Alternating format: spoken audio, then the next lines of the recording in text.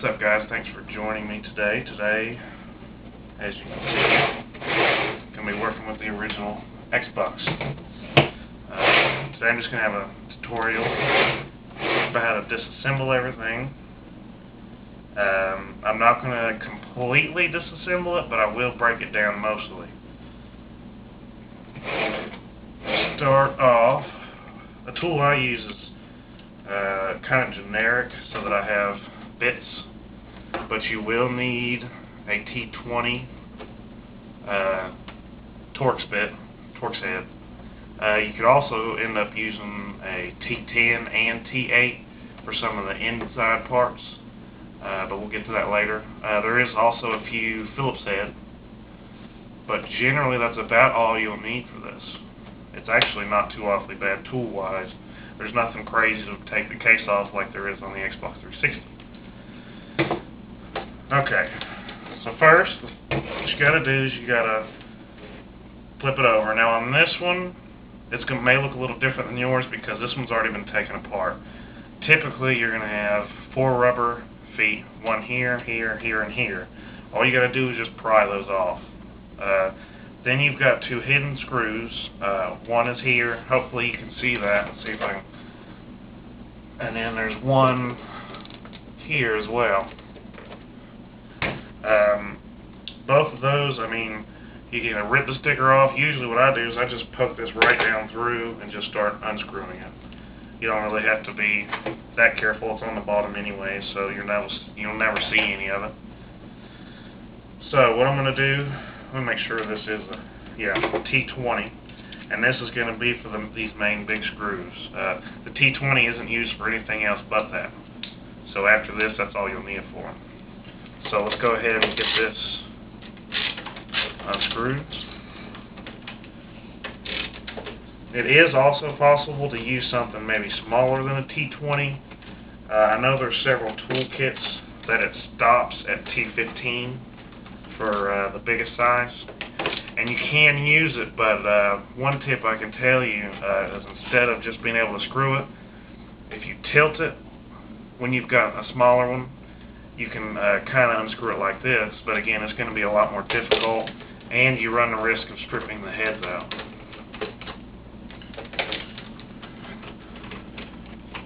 As far as I know, all the models will only have 6 screws. But I could be wrong. There could be some other ones, and even some of the weird, like Halo and some of the rare versions may have some extra screws somewhere. If so, make sure to leave a comment below to help out some of my other viewers. Now, I always try to make sure I have a place to put these because they're so easy to lose. Typically, if you've got a tray of some kind, I've just got this. It's an old screw box, so I'll put those in there to make sure I don't lose anything. Now, after that, that's it for getting this off. What you want to do is this top part will just slide right off. Okay? And that's all there is to getting that off. So let's set this aside. Hope I didn't just knock the camera out of focus. And this is what you're left with. Typically, this is what it's going to look like. The hard drive may look a little different, just cosmetically, and the disk drive may look a little different. But it's mainly cosmetic and based on the brand. What we're going to start out with here is this is the more difficult part, and it's definitely going to cause some first-time people some issues. The first thing that has to be taken out is the hard drive, because the hard drive casing goes over top of this, and so you're going to end up ripping stuff out. So this always has to come out. So what I always do is I just go in, disconnect the IDE cable and the hard drive power cable. Be careful with the hard drive power cable. I have ripped the little wires out once or twice, so you want to make sure and grab it by the plastic plug-in casing. You don't want to grab the wires. You'll hate yourself for it later. Now, this wire is very important because you've got to take it out of all the little clips. There's little clips that hold it in. And then to go down in, it goes right here. So you want to just pull all that out and just pull it out of that casing. That way it's not in your way. Now, like I said, I have taken this one apart. Typically, you're going to have a T8 or T10 screw right here. It's not in this one. I just didn't put it back in for some reason. This Xbox is screwed up, so I didn't really care about it, how well I put it back together. But you would use the T8 or T10, and the screw would be right here, and you would just take that out. After you've got that, this will just pop right out. As you can see now, it does come with the whole casing. If you wanted to remove the actual hard drive from this casing, once again you would use the T10, sorry, let's see, T15 even? Let's see. Let me just double check here. Yeah, the T15 will work for these. But there's 4 screws. I know that there are a few different versions, and 1 or 2 of them will only have 2 screws. Even though there's holes, they just won't have the screws in them. I have had that happen on a brand new unit. So that would be how you took the hard drive out. For this, I'm not going to. Alright, I'm setting that aside. As you can see, we're starting to see some of the motherboard. And that is where I'm mostly going to stop at the motherboard. I'm not going to take all of that out, just because it's usually pointless and most people aren't going to even have a reason to.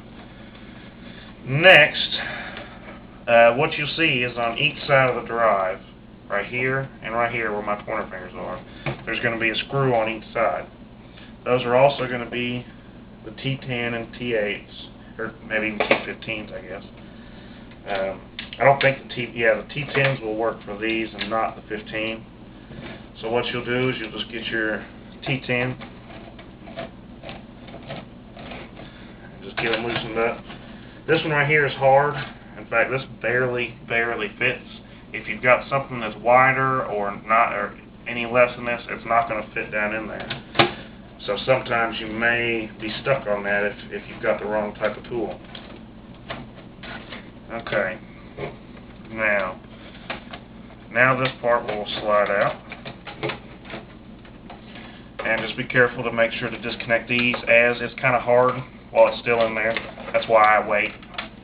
But you just want to make sure to not rip those out. Next, for the drive, there's this little casing part. It's kind of just a stand it sits on. What it is there's 2 clips on the back end. So if you kind of pop those clips out of there, then this will just come right off. And that would be, if you need to get in the drive, which I will have later tutorials, on certain things you may want to get in there for. But for this tutorial, I won't be. So we'll set that aside now. Okay, now we're left with just mainly the guts. There are a couple different versions, so I'll try to cover everything for the differences. On this version, this is a earlier version. I think it's the 1.1 and 1.0. And these actually, the controller ports which are here, connect to a smaller board, and that board connects to the motherboard. Now on the later versions, the controller ports directly connect to the motherboard, and that's going to be the only difference. So if you have a later version, you'll see that these are directly connected, and you won't have to worry about all this. So what we'll do is we'll go ahead and start to take that out. Also with these, you may have to disconnect the power board. So I'm going to do that. It's this one right here, and it's connected to the power board, which is, what powers everything. And just be careful of that too. It's hard to just hold the plastic, so you may have to pull the wires on that one. Now we've got the first set of control ports disconnected. I'm going to get the second right here. There's a third one here, and that actually goes to the front LEDs, the power indicator lights, and that's, you'll want to disconnect that as well. Now you can't take that out quite yet. I'll show you how to do that later. Now to get the controller ports out, it's also a T10, and there's 2 screws per 2 controller ports.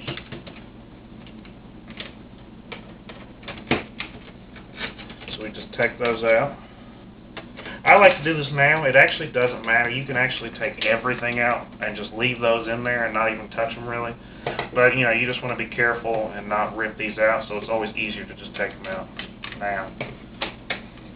After you've got the screws done, simply start to wiggle it and those will pop right out. Same with this side. If I can get all this other stuff out of the way.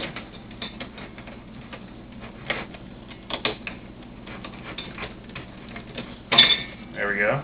Now you got both the control ports. And just remember to keep your screws together, because if you don't screw those back in, later on when you try to put a controller in, the controller port can physically slide out, and then you'll have to take everything back apart again just to screw those back in. So you want to make sure you keep everything together. Alright, now let's set those over here. Okay. Now, next I'll show you how to take the power board off. I'm not going to. There's not really any reason that you would have to take it off unless you're trying to replace it completely if it's went bad. But it's pretty simple. You'll be able to see that the power board is separate, sometimes even a different color board completely than the main motherboard. And so you'll just take out all the screws that you see. There's 1, 2, on this particular one I see 2. I know that some of the other ones may have 1 or 2 more. But that's all you got to do for that. Okay. Next we're going to go ahead and take the faceplate off. Now this can be kind of a pain in the butt, okay, and you can break this. So once again, you'll want to be careful with it. On each side, you can see that there's kind of like little clip looking things. Maybe kind of hard to tell on this video, I'm not sure. But you kind of lift it. You got to kind of pry it out. See how after I've done that, it kind of made a popping noise? Put it back down. Kind of make a little popping noise, like that right there. And that'll let you know you've got it off of it. You do it on both sides. And that's the problem, is getting both sides off simultaneously.